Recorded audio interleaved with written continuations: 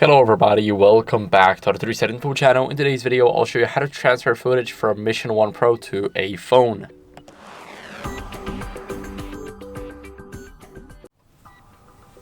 So, as you guys can see, we get the Quik app and we get the GoPro.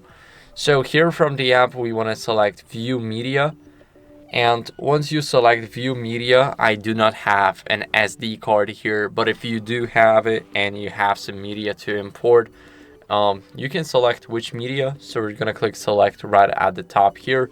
Once you click on select, you should be able to select whatever you want, and there's a button at the bottom, and it'll be the blue button that will basically tell you to transfer the footage and to upload it onto your device.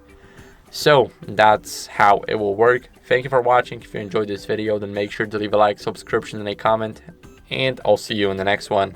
Bye.